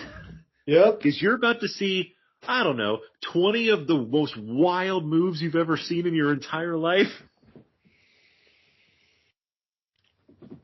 The Bucks go for a quick indie taker, but they get cut off. Fenix hits a running power bomb. Pentagon hits a drop kick to the junk. The Bucks do an Enziguri powerbomb combo. Fenix springboards over the top rope, over a ladder, and with a somersault senton onto both Jacksons. So there's a ladder set up on the floor. He, springs up onto the top rope, bounces off it, and does a flip over the ladder onto the Bucks. And we're just getting started. This is nothing. This is honestly just a transition spot. Lucha Brothers spear both Jacksons off the apron through tables. Nick Jackson does a twisting dive to the floor. Matt hits 4 rolling Northern Lights suplexes in the ring with the 4th one going onto a ladder. Then we get a springboard Hurricane Rana onto a ladder by Fenix. And then Pentagon jumps from the ladder to the ropes with a Hurricane Rana, into a Hurricane Rana. So he jumps off the ladder, springboards off the ropes, and does a Hurricane Rana. Fenix. Oh, that was Pentagon. That wasn't even Fenix. Yep, that's true. Nick Jackson hits a pile driver on Fenix. Nick springboards onto a ladder. It gets tipped over. He bounces off the top rope and flips down onto Pentagon on the floor. And then Fenix does the exact same thing to show he can do it too. Yep. This actually becomes like a running through line in this match is that like the younger brothers, like trying to like up the stakes every single time. Pentagon with a sling blade off the ladder onto Matt Jackson. How do you do that move, like, out of the air?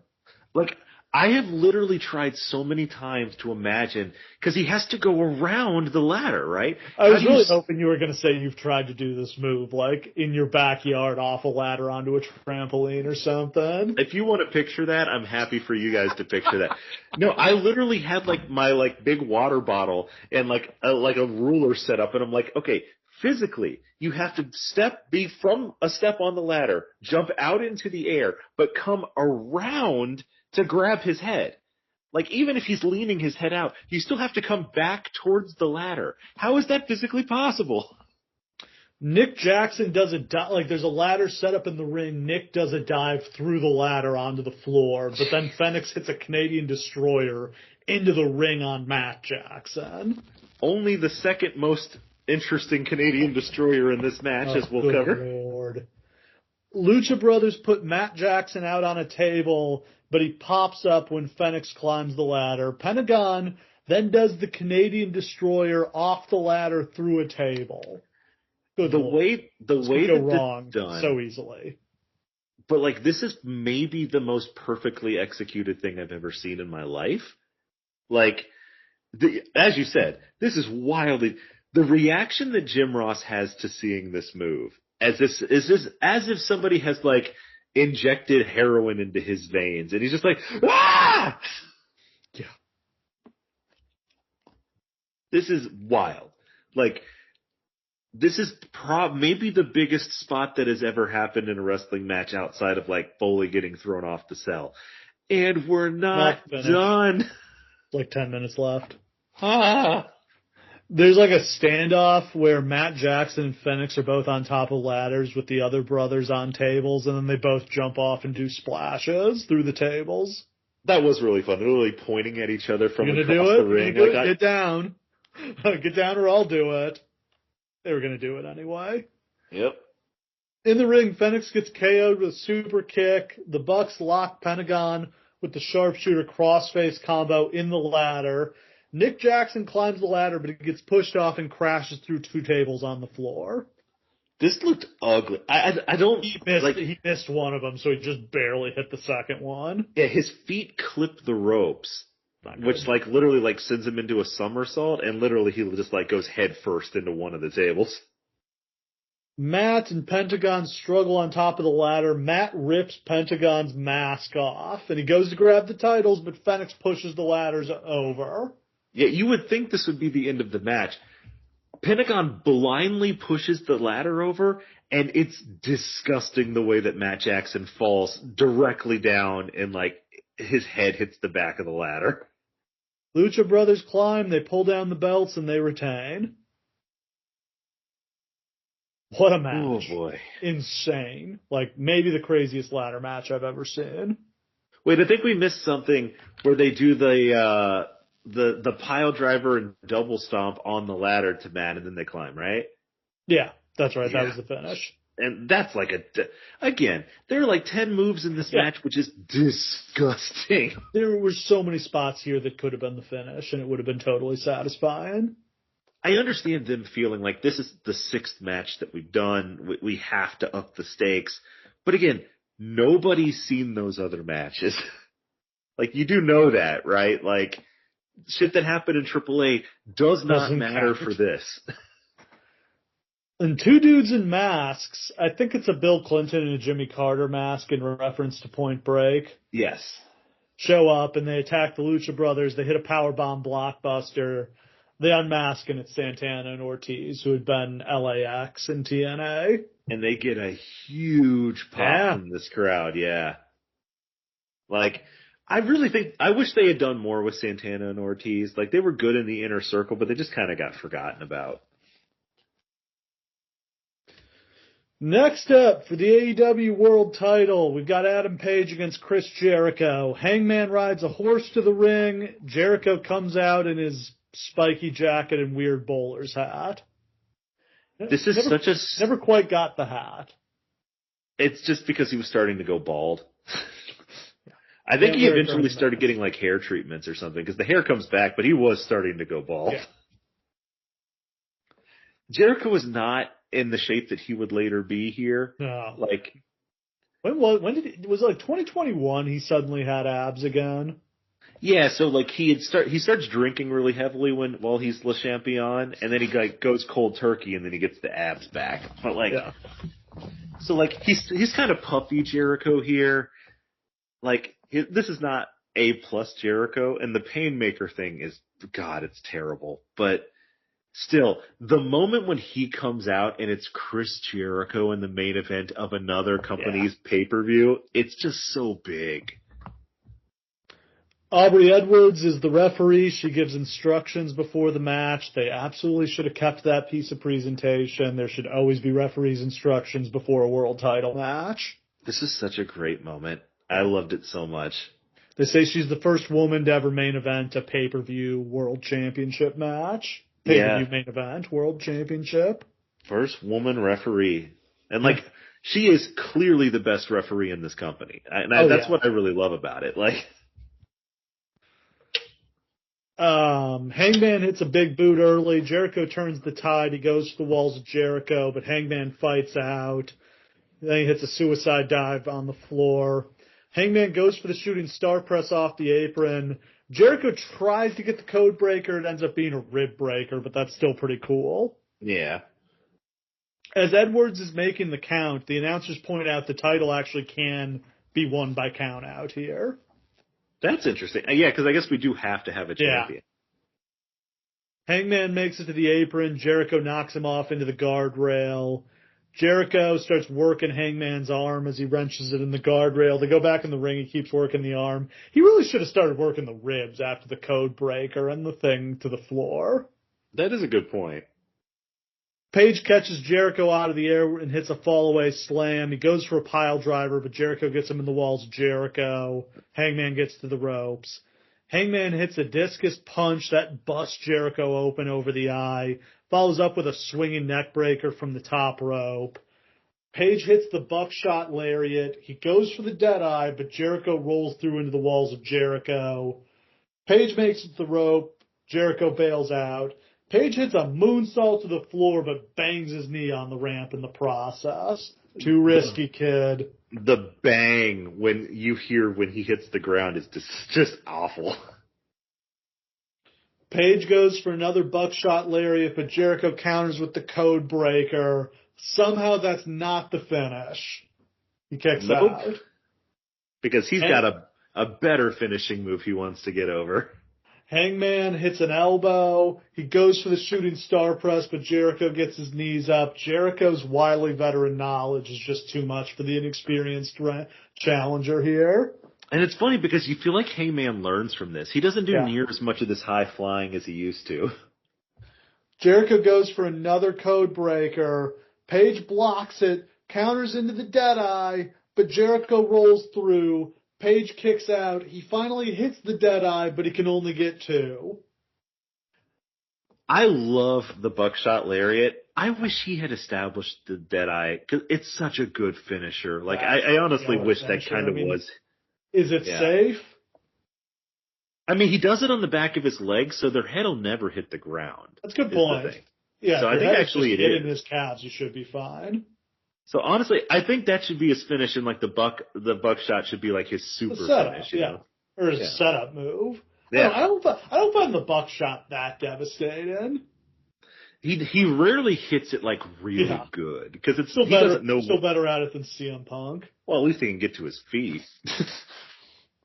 Speaking of guys who try to do things they're not athletic enough to do. Exactly.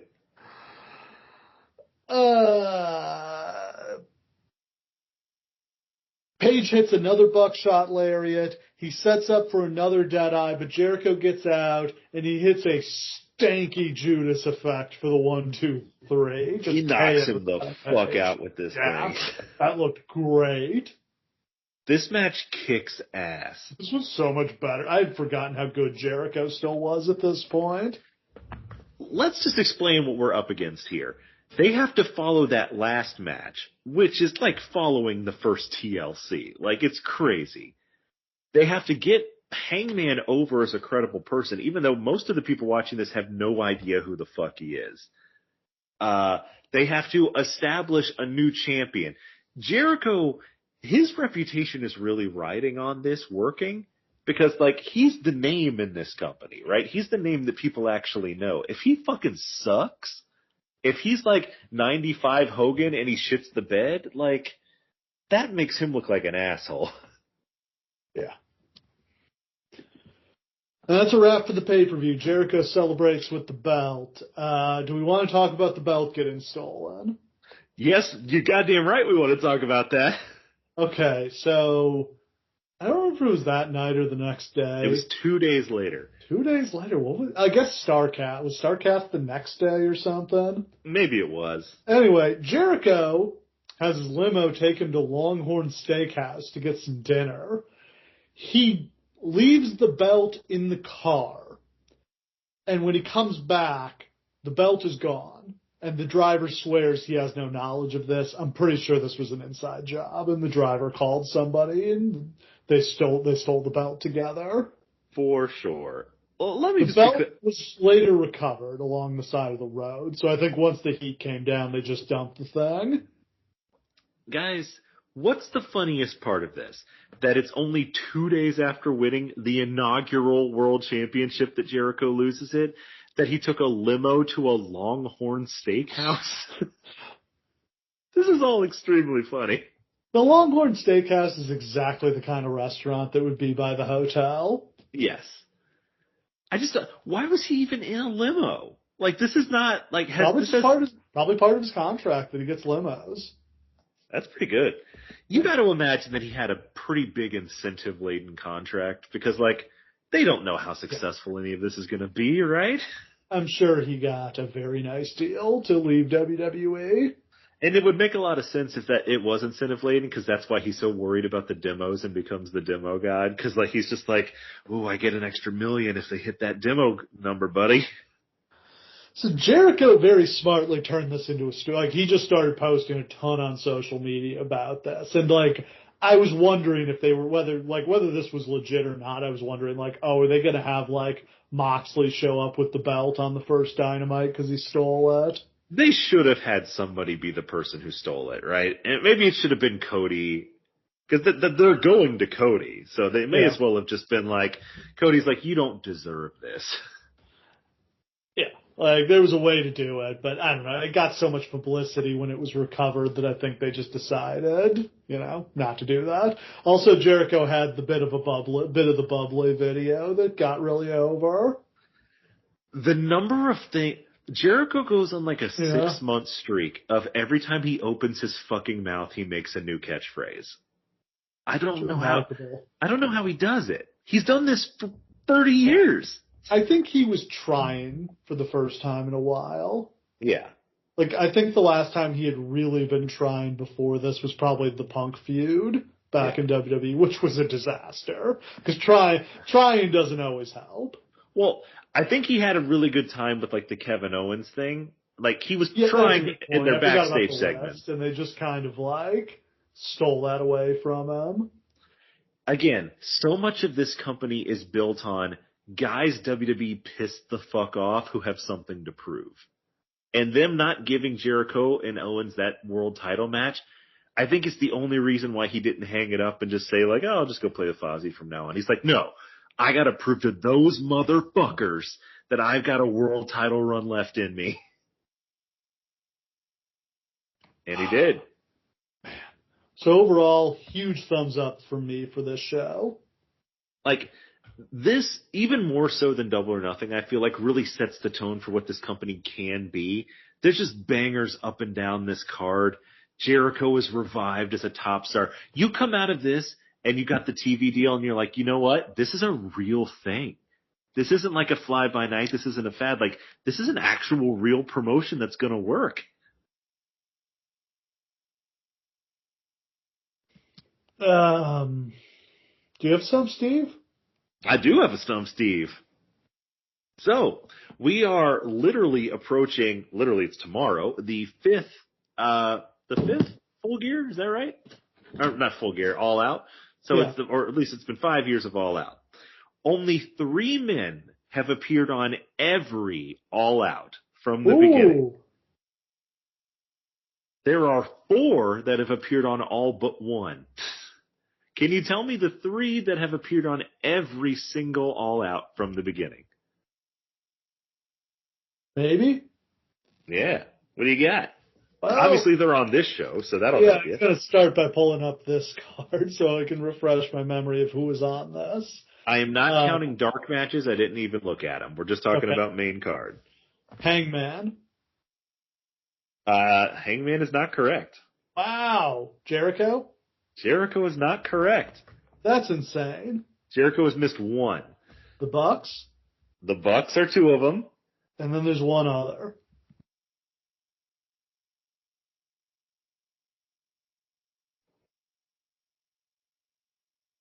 I will tell you that Evil Uno has been on all but 1 of these.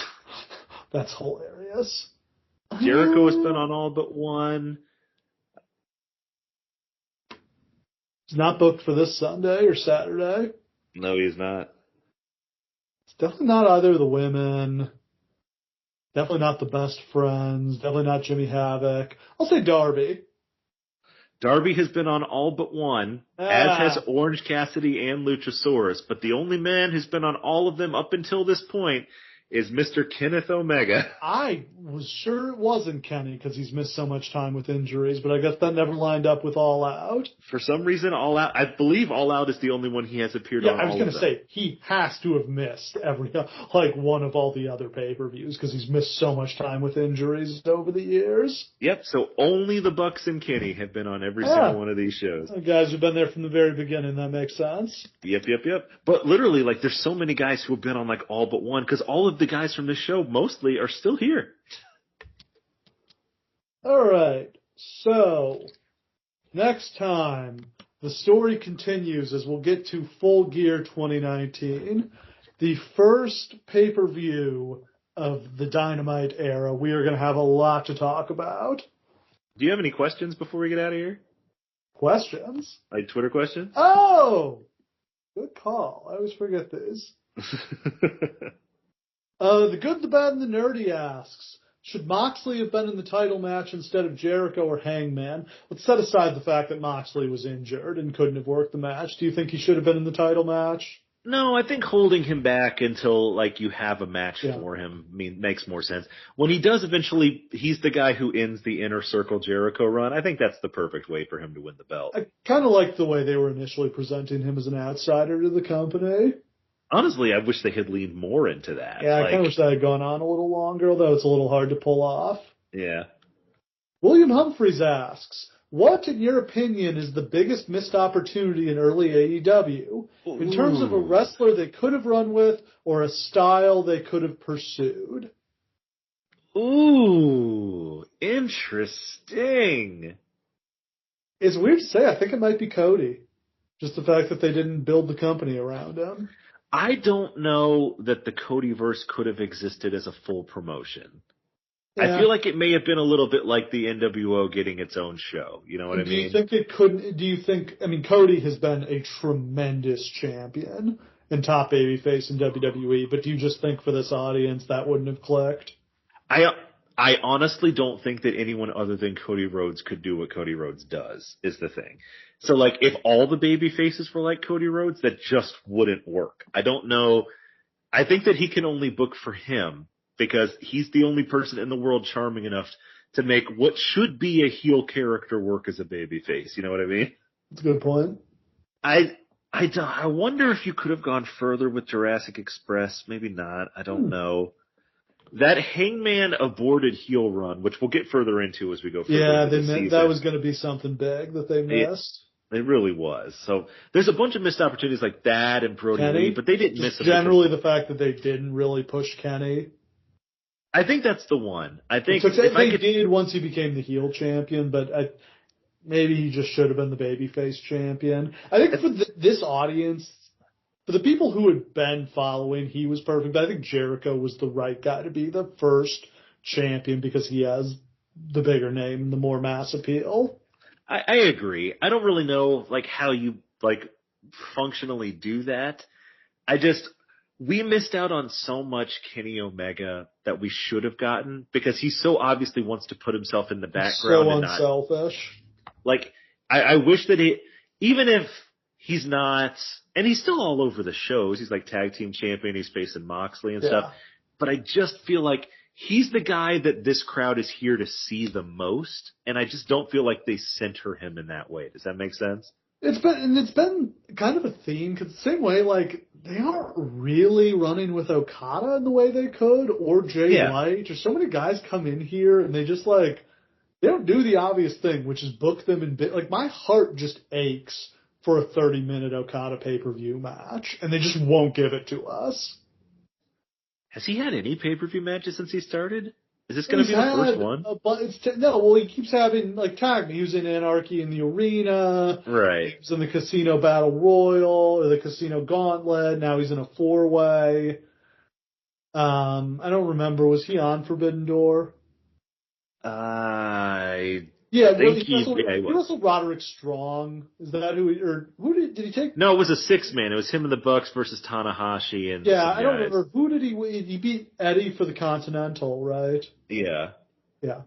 It's just it's just like I want the big 30-minute Okada pay-per-view match. And like for whatever reason they're reticent to do that.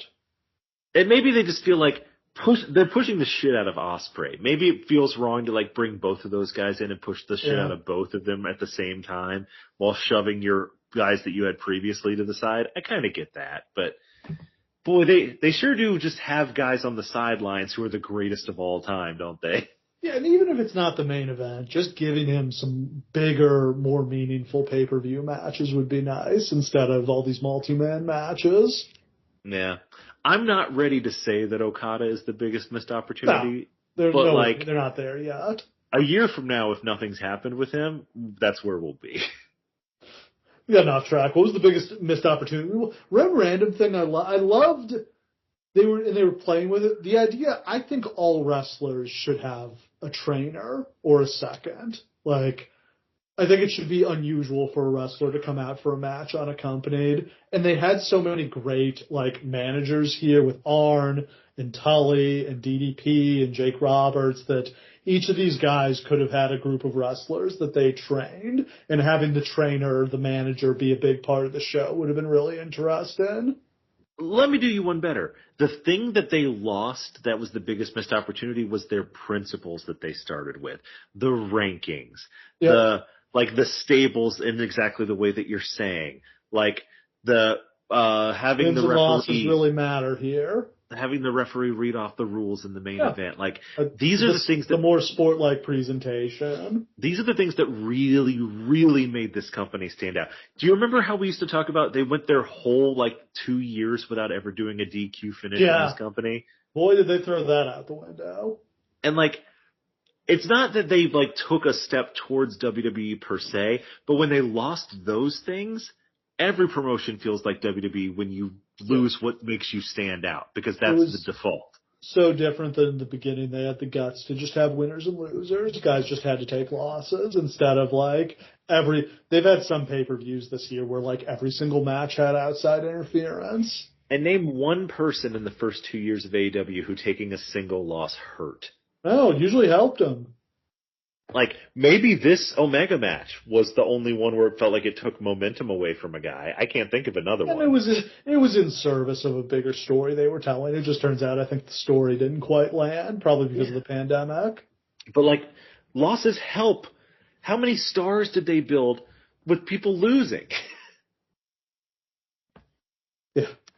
It's a good and interesting question. So next time, Full Gear 2019, Cody risks it all against Chris Jericho. He's either going to win the title or he's never going to challenge for it again.